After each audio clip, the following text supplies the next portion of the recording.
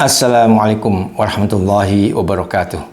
Alhamdulillah wa syukurillah, nasta'inuhu wa nastaghfiruh. Allahumma sholli ala Muhammad wa ala ali Muhammad, amma ba'du. Kaum muslimin dan muslimat dimanapun berada, kajian kali ini keutamaan memuliakan tetangga. Ibarat emas dan mutiara yang diabaikan oleh orang, padahal ada di sekitar kita. Itulah tetangga. Tetangga memiliki tempat khusus yang Allah memberikan petunjuk untuk dimuliakan. Maka sesungguhnya memuliakan tetangga hakikatnya memuliakan diri sendirinya. Orang yang selalu ingat kepada Allah dan selalu memikirkan ciptaannya Allah, maka semuanya menjadi petunjuk, semuanya menjadi peluang ibadah, semuanya menjadi kesempatan untuk meraih pahala-pahala yang Allah siapkan. Alladzina yadhkuruna Allaha qiyaman wa qu'udan wa 'ala junubihim wa yatafakkaruna fi khalqis samawati wal ard. Rabbana ma khalaqta hadza batilan subhanaka faqina 'adzabannar. Ali Imran 191. Orang-orang yang selalu ingat kepada Allah dalam keadaan berdiri, duduk, berbaring dan memikirkan ciptaannya, maka hatinya akan menyatakan, Rabbana ma khalaqta hadza batil. Ini pasti sesuatu yang bermanfaat, sesuatu yang mendatangkan pahala-pahala yang besar. Termasuk tetangga yang ada di sebelah kita, kanan, kiri, depan, belakang. Ini pahala, peluang pahala yang kita bisa raih, tapi sering kita abaikan.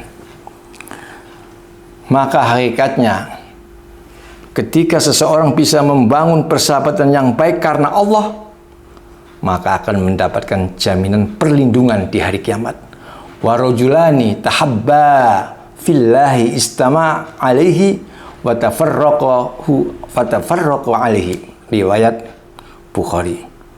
Dua orang yang bersatu, bersahabat karena Allah dan berpisah karena Allah, maka mendapatkan perlindungan dari Allah di hari kiamat.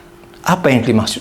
Tentunya dalam hal-hal kebaikan, sesuatu yang melakukan kemanfaatan, hal-hal yang positif. La yu'minu ahdukum hatta yuhibbu li akhihi ma yuhibbu li nafsi.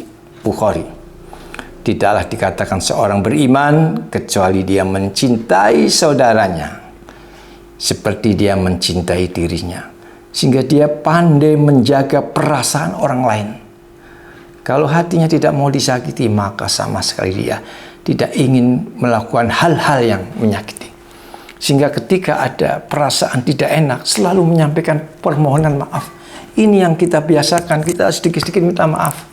Karena sesungguhnya kita tidak tahu perasaan orang lain. Maksud kita baik, ternyata mereka salah paham. Kita menjaga kesalahpahaman. Maka ketika kita merasakan seperti itu, segeralah kita menyampaikan permohonan maaf.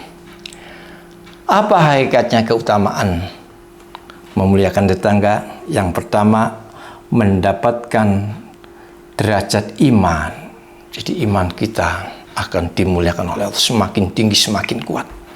Karena untuk mencapainya, pertama taat kepada Allah sesuai petunjuk-petunjuknya dan berbuat baik kepada manusia ciptaan Allah sesuai dengan petunjuk-petunjuknya. Wa'budullaha wa la tusyriku bi syai'an wa bil walidaini ihsanan wa bidzil qurba wal yatama wal masakin wal jari dzil qurba wal jari lil janbi was sahibi bil jambi wa ibn sabil wa ma malakat aymanukum innallaha la yuhibbu man kana mukhtalan fakhur.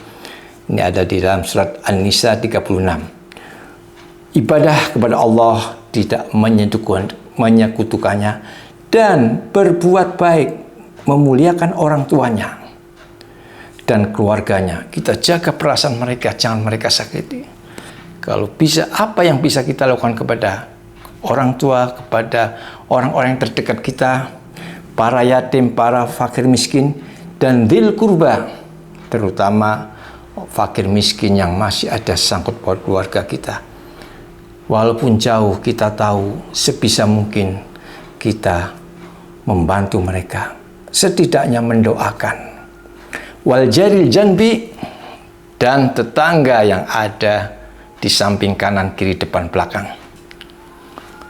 Dan sahabat wasahibi bil jambi wabni sabil, termasuk teman-teman kita, orang-orang yang sedang berjuang mencari ilmu, mencari ma'isyah, penghidupan.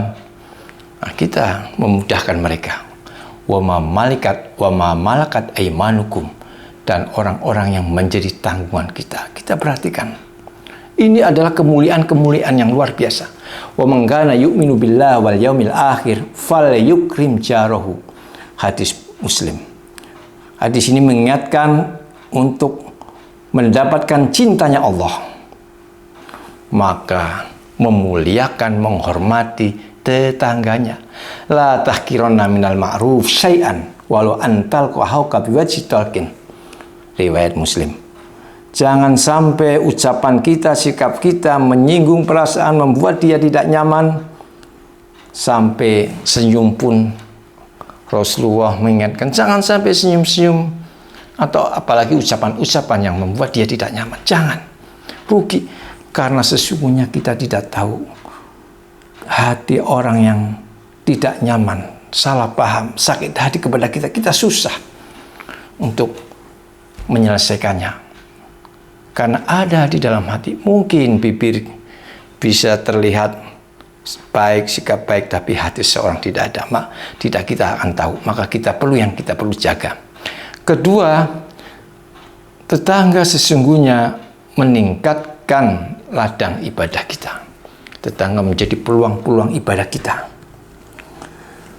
Maka yang pertama, apa yang bisa kita bantu kepada mereka? Baik tenaga, pikiran, atau kalau memang kita bisa membantu secara finansial, kita bantu mereka. Kemudian juga membuat mereka merasa nyaman. Karena hakikatnya ketika kita ikut serta menciptakan, punya keinginan besar menciptakan lingkungan, sama halnya kita menyiapkan sarana-sarana orang berbuat baik, maka itu pahala. Contohnya di depan rumah kita bersihkan dari kotoran-kotoran, orang yang lewat merasa senang, itu pahala. Apalagi kita punya andil dalam satu organisasi, baik RT, RW, untuk kenyamanan, dengan niat kita adalah menjadikan lingkungan yang nyaman. Itu hakikatnya kita ikut serta menyiapkan fasilitas orang beribadah. Wallahu la yu'minu, wallahu la yu'minu, wallahu la yu'minu. Kila dikatakan Allah sesungguhnya, wallah, demi Allah tidak dikatakan beriman, demi Allah tidak dikatakan beriman. Siapa ya Rasulullah?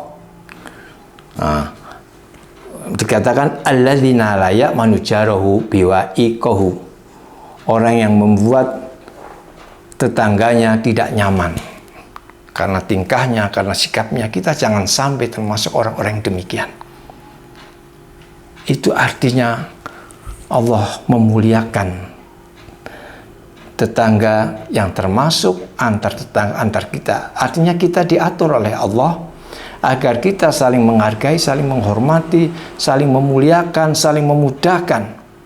Maka mereka yang tidak melakukan hal ini adalah kerugian-kerugian seperti tadi mutiara emas yang dibiarkan padahal ada di tempat kita.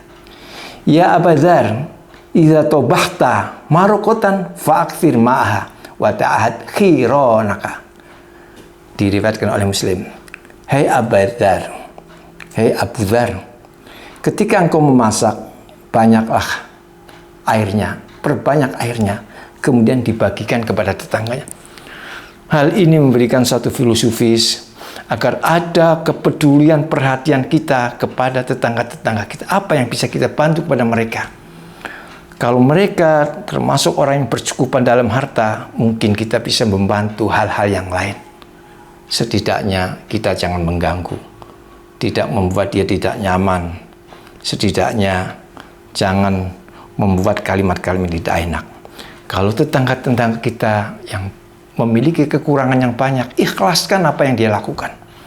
Sikap-sikap dia yang tidak menyenangkan, apapun bentuknya, buang sampah sembarangan, ucapan-ucapan yang tidak enak, atau perilaku-perilaku mungkin menghibah, membuat orang lain salah sangka, kita ikhlaskan. Karena itu peluang pahala. ikhlasan. Jadi niat-niat kita memuliakan itu, menyikapi dengan yang terbaik, itu hakikatnya adalah meraih pahala-pahala Allah yang ada di kanan, kiri, depan, belakang kita. Jangan disia-siakan.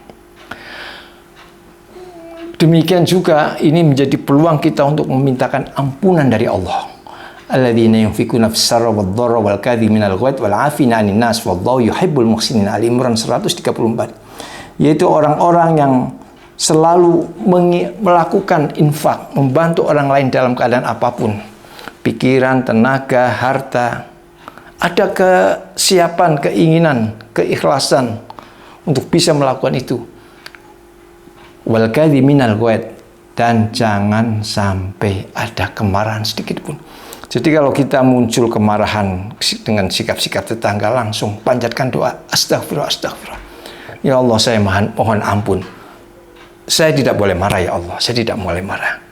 Saya maafkan mereka. Jadi ketika kita mau marah, ada terbenak dalam hati kita jengkel dan macam, kita minta ampun, bukan menyalahkan mereka, kita minta ampun, kita salah kalau melakukan itu. Nah, sehingga kita terjaga dari emosi, wal kadhiminal ghaidz wal 'afina 'anil nas, dan apapun mereka maafkan saja, maafkan. Karena itu sesungguhnya memaafkan mereka juga pahala-pahala kita. Wallahu yuhibbul muhsinin, karena Allah mencintai orang-orang yang berbuat kebaikan.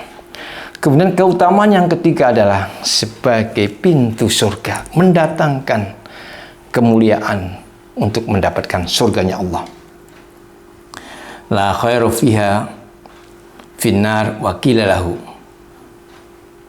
inna fulan tusallil maktubah wa tasumu wa ramadan wa tasaddaq bil anwal bil athwar wa laysa la syai'un ghairuhu wa la tudhi ahadan qala hiya fil jannah. Dikatakan orang yang sholatnya baik, puasanya baik, dan bersedekah termasuk kepada tetangga-tetangganya, maka dia tempatnya di surga. Sebaliknya, fulan tusallil lail wa tasumun nahar wa fi lisanuha syai'un yu'dhi khironaha. Orang yang tadi puasanya baik, sholat malam, tetapi di dalam lidahnya lisanuha syai'un yu'dhi khironaha, saritotan, ada ucapan-ucapan yang menjengkel, menyakitkan tetangga, maka itu termasuk orang-orang yang merugi, dan ini bisa menghalangi dia memasuki surga. Maka hakikatnya kebaikan-kebaikan kepada tetangga, khususnya menyempurnakan ibadah-ibadah yang lain. Maka marilah kita tingkatkan nilai-nilai kebaikan, tanyakan pada diri kita sendiri, apakah kita sudah melakukan yang terbaik karena Allah, dan karena Allah. Kita tingkatkan lagi. Wal afu minkum. Wassalamualaikum warahmatullahi wabarakatuh.